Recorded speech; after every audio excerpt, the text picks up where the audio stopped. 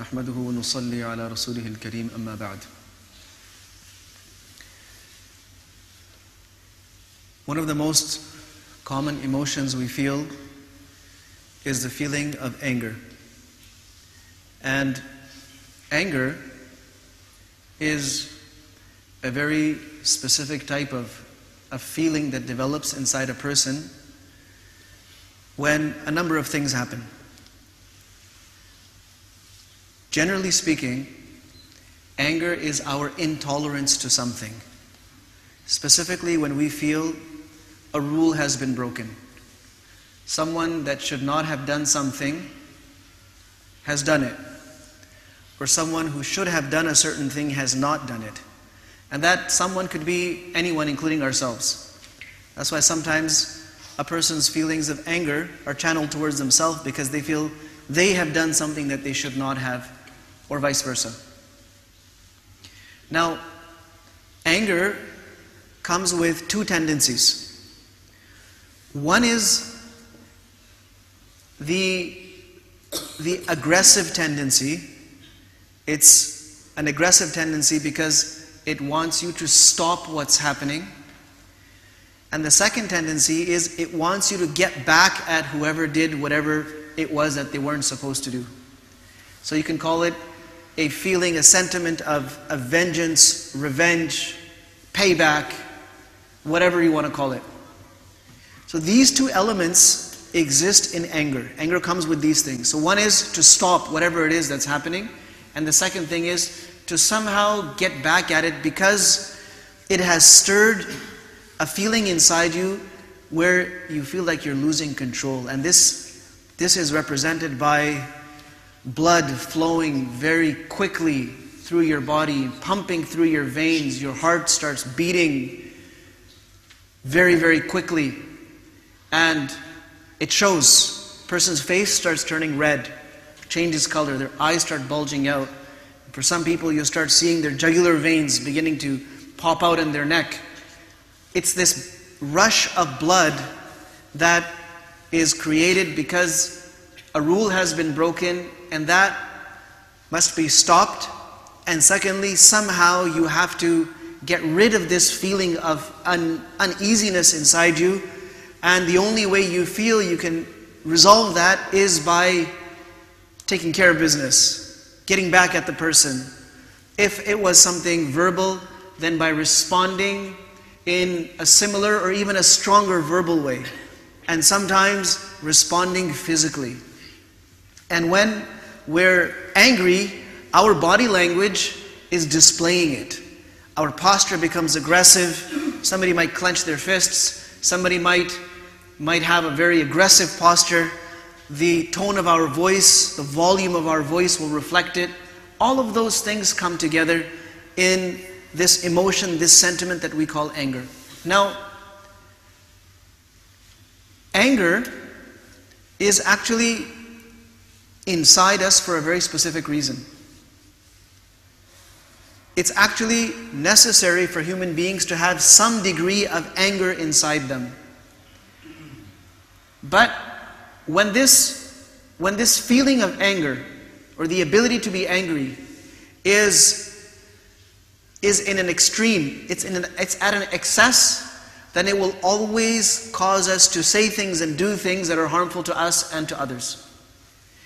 And if the feeling of anger, the sentiment of anger is absent inside a person, then that is also very dangerous and bad for them. Why? Because the purpose of anger, the actual purpose of anger is to rectify a wrong that is occurring in our immediate environment. That's the purpose of it.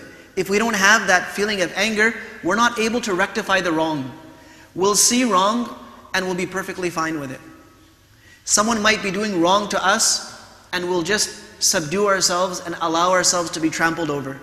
Somebody might be doing something wrong to someone that we care about and we won't have the courage to do anything about it. So when anger is completely absent, it results in someone becoming almost cowardly. Someone belittling themselves. Someone becoming so weak and flimsy that they cannot even stand up for something that they're supposed to. So if somebody comes and throws a punch at them, they won't even have the strength to defend themselves. They won't even have the strength to stop that person from doing it again. They won't have the strength to get out of that situation. They have completely lost all willpower to defend themselves. It could be someone else who's being hurt right in front of them, but they don't have the courage to stop that person from hurting this other person. So that's what happens when anger is completely absent. But when anger is at an excess, then it causes a person to behave irrationally. They'll say certain things, they'll do certain things, acting out this aggression and trying to repay the person who caused it with pain, with hurt, with anything that we think is going to make us feel better. And then there's a balance of anger. The balance is that A, we only get angry for the right reasons, we don't get angry for the wrong reasons. The second thing is, we manage our anger so that it never leads us to become irrational. Now, I know a lot of this might sound very wordy and very philosophical and technical, but to break it down, Allah subhanahu wa ta'ala has put inside us the ability to defend ourselves and to protect the things that matter to us. But that same tendency, when it's too high, it also empowers us to do damage to ourselves, to property, to people, to things, to our lives. There has to be a balance. Now look at how the Prophet ﷺ dealt with anger. We said that anger has to do with this feeling that a rule's been broken. A rule that should have been upheld is not upheld. But whenever that happens, the first thing to do is to question the rule. This rule that I set, is this rule fair or not? Does this rule even deserve the anger, or is it a rule that can be let go? You've all heard of Anas radiallahu anhu, who came to the Prophet ﷺ. His mother brought him to the Prophet ﷺ when he was very young. He was 9 or 10 years old. And he stayed with the Prophet ﷺ for 10 years. Now, in this time, his mother had requested the Prophet ﷺ to allow Anas radiallahu anhu to do khidmah for him, to do tasks, do some work for him, just to keep him around the Prophet ﷺ. Now, many times, because he was a child, he would get distracted and he would forget. And the family members of the Prophet ﷺ would get upset at Anas radiallahu anhu that, you were supposed to do this and you didn't do it. Or you weren't supposed to do this and you did it. And then they would complain to the Prophet ﷺ that, "O Prophet of Allah ﷺ, Anas was supposed to do such and such thing, but he didn't do it." Or Anas wasn't supposed to do that, but he ended up in doing it. The Prophet ﷺ would just smile it off. He said, "Leave him alone. Why are you complaining? If something was written to be, it's going to happen." He smiled it off and let it go. In fact, once the Prophet ﷺ himself sent Anas radiallahu anhu to do something for him. So Anas radiallahu anhu went out, and on the way he saw some children playing, and he started playing with them. He completely forgot about the task that the Prophet ﷺ has given him. Sometime after that, Anas radiallahu anhu says that I felt a hand on my shoulder. And I got scared. And I turned around, and it was the Prophet ﷺ, and I got so scared. That's when I remembered, oh my goodness, he had sent me for this work, and I got distracted. I started playing. And he was scared now of how he's going to deal with the Prophet ﷺ. What is Nabi ﷺ going to say to him? But when he looked up at the face of the Prophet ﷺ, Nabi ﷺ had a big smile on his face. And he said, "So Anas, what happened?" And he just smiled it off. Now we could take that as a rule that, hey, I told you to do something, how come you did not do it? Don't you know who I am? I am the Prophet of Allah. When I tell you to do something, you must absolutely do it. But that was a personal thing. It was a personal task Nabi ﷺ told him to do. So he gave him a lot of leeway. He just smiled those moments off. He just let them go. But if someone broke a commandment of Allah, a rule that was made by Allah subhanahu wa ta'ala, and someone broke that in front of the Prophet ﷺ, then he would get really angry. Then his face would turn red. Why? Because it was not his rule. It was not his interest that somebody had forgotten. It was a law of Allah subhanahu wa ta'ala. That's why once someone backbited someone in front of the Prophet ﷺ. Nabi ﷺ got so angry. He says, what are you trying to do? Are you trying to walk out of Iman? Are you trying to leave your Iman? You've compromised your Iman by doing something like this. So that's when his anger would show. But even then, now the anger is justified, it's correct. But how do you act it out? How do you act it out? You act it out in the way that Allah wants you to act it out. By saying that thing that will change the situation. If someone needs to be reminded, then the reminder is given. If someone needs to be stopped, they are stopped. If someone needs to be encouraged to do something, then they're encouraged to do something. One of our issues is, most of our anger is for ourselves. It's for the wrong reasons. And one of the things, remember I said anger can go out of balance, it can go to excesses. What causes anger to go to excesses? There are a few things. One of the things is our own arrogance, pride, and conceit. We see ourselves so high that right away the thing that comes to our mind is, how dare he or how dare she say that to me, do that to me, act like that with me. It's an excess.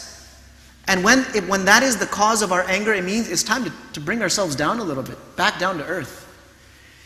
For some people, the thing that causes their anger to always go out of control, it's the fact that they're with or among people who take pride in their anger. To them, being angry and acting out your anger, it's a matter of respect, it's a matter of courage, or they'll go as far as say, it's a matter of my honor and my reputation.